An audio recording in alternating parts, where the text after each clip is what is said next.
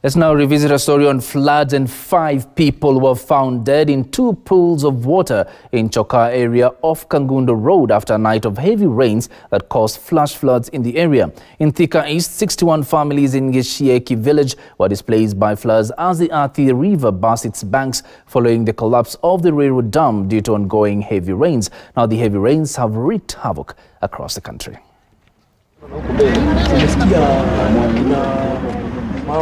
The bodies of a man, woman and 2 children were found in a pool of water in Chokaa this morning, while the body of another man was in another pool of water not far from the other 3.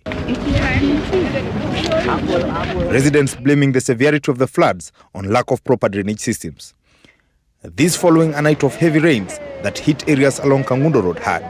Tunaona kumekuwa na maji mengi na tunasikia kuna manyumba imebebwa pale juu, na tujui kama ni hiyo nyumba imebeba watu wakiwa kwa nyumba. Kuna mtoto wetu alipotea na tukaambiwa na majirani alibebwa na maji on Sunday, na mtoto akona miaka 10.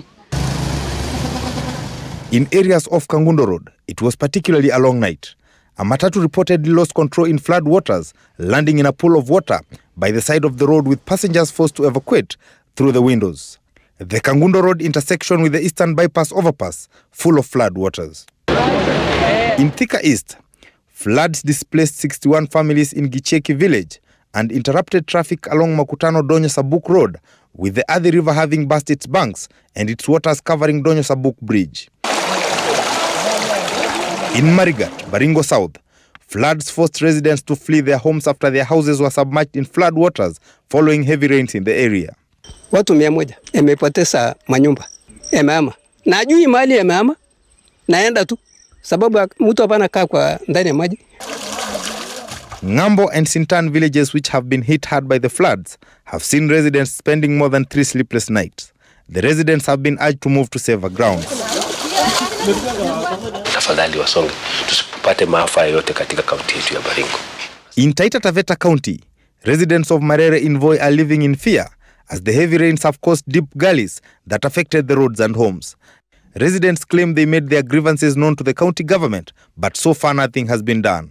Tunaomba kama serikali ikiwezekana tupate msaada, kwa sababu hapa ni kama tunaumizwa na maji. Tumegawanywa, hatuwezi kuenda kwa jirani. Upande watu wa dukani kuenda nako ni shida, kupitia ni kwa mashamba ya wenyewe na wenyewe hawataki. And finally, in Migori County, a family is grieving after their 9-month-old baby died. They could not take her to hospital following 3 days of floods in the Anguyo Nyatike area.